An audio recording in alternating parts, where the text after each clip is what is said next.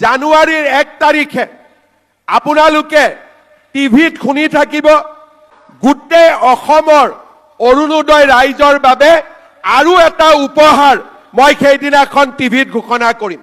ডাঙৰ উপহাৰ হ'ব আৰু আপোনালোকৰ বিহু ভাল কৰি হ'ব। মই ডাঙৰ কৰি এটা উপহাৰ দিবৰ বাবেও চেষ্টা কৰি আছো আৰু 1 জানুৱাৰী তাৰিখে আপোনালোকক মই এই বিষয়ে জনাই দিয়াৰ বাবে চেষ্টা কৰিম। শ্ৰদ্ধাৰ ৰাইজ, আজি আমাৰ ৰাজ্যখনত 38 লাখ মহিলাই অৰুণোদয় আঁচনি লাভ কৰে। 1 জানুৱাৰীৰ পৰা আমি আপোনালোকক 100 টকাতে 1 কেজি দালি দিম, 1 কেজি চেনি দিম আৰু 1 কেজি নিমখ দিম। 100 টকাটো লৈ গ'লে আপোনালোকে দালি চেনি নিমখ পাই যাব। অৰুণোদয়ৰ পৰা 1250 পালে, তাৰ পৰা 100 টকা ৰেচনৰ দোকানীক দিলে, 1 কেজি দালি পালে, 1 কেজি নিমখ পালে, 1 কেজি চেনি পালে। তাৰ মানে অৰুণোদয়ত 1250 মোদী ডাঙৰীয়াৰ বিনামূলীয়া চাউল আৰু আমাৰ চৰকাৰে দিয়া 100 টকাত দালি চেনি নিমখ। এতিয়া আমি ঘৰখন চলাবৰ কাৰণে কাৰো ওচৰত হাত পাতিব নালাগে। আমাৰ ৰাজ্যখনত 38 লাখ মহিলাই অৰুণোদয় আঁচনি লাভ কৰে। 1250 টকা মাহত লাভ কৰে আৰু এই অৰুণোদয় আঁচনিৰ কাৰণে আজি আমাৰ মহিলাসকল শক্তিশালী হ'ব পাৰিছে।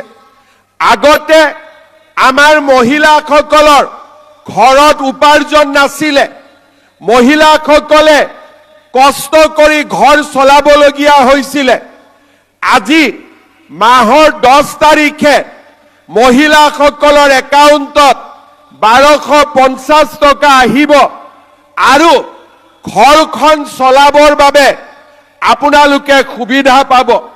অকল সেয়ে নহয়, 1250 টকাৰ আমি অৰুণোদয় পালো। প্ৰধানমন্ত্ৰী নৰেন্দ্ৰ মোদী ডাঙৰীয়াই আমাক 5 কেজিকৈ বিনামূলীয়া চাউল দিয়ে। যদি এখন ঘৰত 20 কেজিকৈও আমি চাউল পাওঁ, আমাৰ 1000 টকা, 800 টকা তাৰ পৰাও আমাৰ সঞ্চয় হ'ল। 1250 টকা অৰুণোদয়ৰ পৰা পালো, 800 টকা বিনামূলীয়া চাউলৰ পৰা পালো। এতিয়া মই যেতিয়া সৰু আছিলো, গাঁৱত দেখিছিলো যে ঘৰত যদি কোনোবা অতিথি আহে, ঘৰত চেনি নাথাকিলে আমাৰ মায়ে কাষৰ ঘৰৰ মানুহৰ পৰা চেনি খুজি লৈ আহে যে 1 বাটি চেনি দিয়ক। আকৌ যেতিয়া মায়ে চেনি পাব, বাটিটো ঘূৰাই দিয়ে। তেনেকে আমাৰ গাঁৱৰ মানুহে ওচৰ চুবুৰীয়াৰ পৰা বিপদত পৰিলে দালি আনে, নিমখ আনে। এতিয়া আমি আপোনালোকৰ কষ্টবিলাক নোহোৱা কৰি দিছো। অৰুণোদয় 1250 টকা বিনামূলীয়া চাউল। এতিয়া আপোনালোকে 117 টকাত 1 কেজি দালি পায়, 1 কেজি চেনি পায়, 1 কেজি নিমখ পায়। কিনিছেনে নাই আপোনালোকে? কোনে কোনে কিনিছে হাত দাঙক। বাপৰে, ইয়াততো সকলোৱে কিনিছে। এটা কথা মোক উত্তৰ দিয়ক, দালিৰ কোৱালিটিটো ভাল নে বেয়া? অলপ ডাঙৰ কৰি ক'ব লাগিব, ভাল নে বেয়া? চেনিৰ কোৱালিটিটো ভাল নে বেয়া? নিমখৰ কোৱালিটিটো ভাল নে বেয়া? কিন্তু 117 টকাত আমি 1 কেজি দালি পাওঁ, 1 কেজি চেনি পাওঁ, 1 কেজি নিমখ পাওঁ। কিন্তু ৰেচনৰ দোকানী আমাক 3 টকাটো ঘূৰাই নিদিয়ে, 120 টকা ল'লে। হয়নে নহয়? সেইকাৰণে 1 জানুৱাৰীৰ পৰা আমি আপোনালোকক 100 টকাতে 1 কেজি দালি দিম, 1 কেজি চেনি দিম আৰু 1 কেজি নিমখ দিম।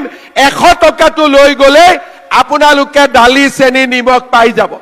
অৰুণোদয়ৰ পৰা 1250 পালে, তাৰ পৰা 100 টকা ৰেচনৰ দোকানীক দিলে, 1 কেজি দালি পালে, 1 কেজি নিমখ পালে 1 কেজি চেনি পালে তাৰ মানে অৰুণোদয়ত 1250 মোদী ডাঙৰীয়াৰ বিনামূলীয়া চাউল আৰু আমাৰ চৰকাৰে দিয়া 100 টকাত দালি চেনি নিমখ এতিয়া আমি ঘৰখন চলাবৰ কাৰণে কাৰো ওচৰত হাত পাতিব নালাগে আমাৰ কষ্ট কম হয় ঘৰখন চলাব পাৰো আৰু লৰা ছোৱালীৰ শিক্ষাৰ কথাও আমি চিন্তা কৰিব পাৰো আগতে কেতিয়াও আমাৰ অসমত দুখীয়া দৰিদ্ৰ মানুহৰ কাৰণে এনেকে কোনেও আঁচনি অনা নাছিল অলপ আগতে হাগ্ৰামা মহিলাৰী ডাঙৰীয়াই কৈছে এই আঁচনি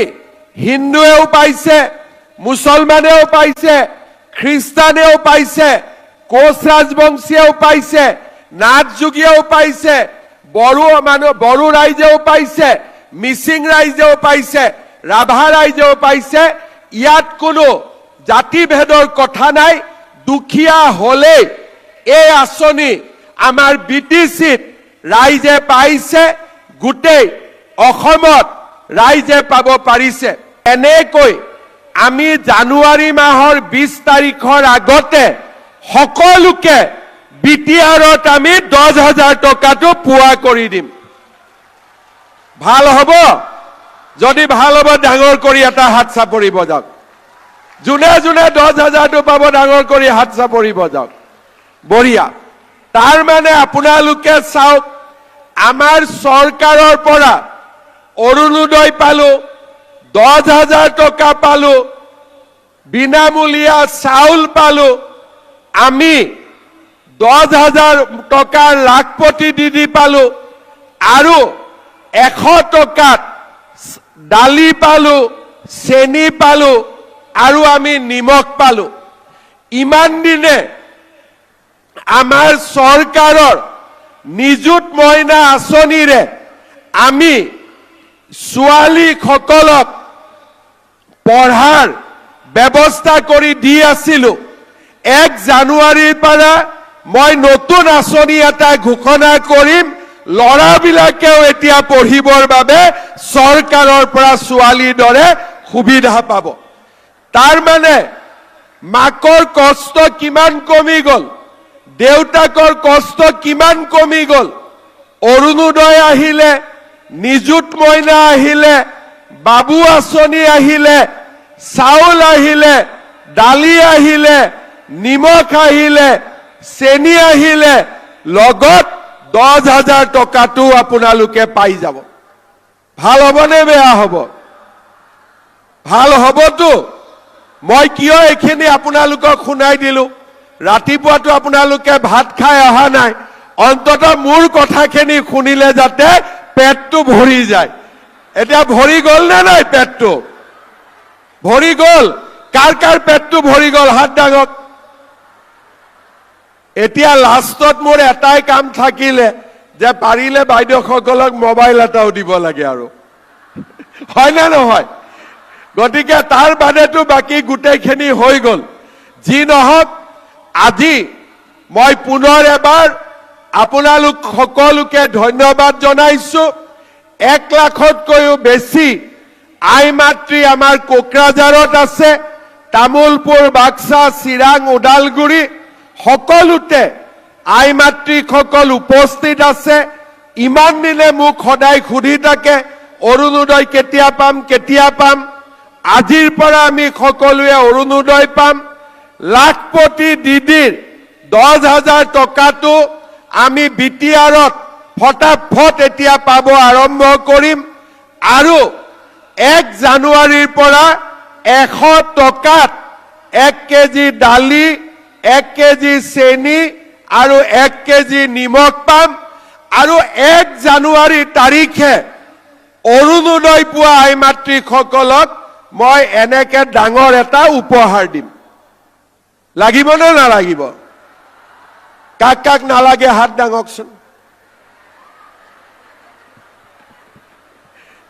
কাক কাক নালাগে হাত ডাঙক আচ্ছা এতিয়া কাক কাক লাগে হাত ডাঙক 1 তাৰিখে টিভিত শুনি থাকিব, হ'বতো? শুনি থাকিবনে নাই? আজিয়ে মই কৈ নিদিওঁ, 1 তাৰিখেহে কম আপোনালোকক মই কি দিম, কিন্তু যি দিম ভাল কৰিয়ে দিম, হ'ব? আৰু আপোনালোক সকলোকে মই আকৌ এবাৰ ধন্যবাদ জনালো, শুভেচ্ছা জনালো। আমাৰ বিটি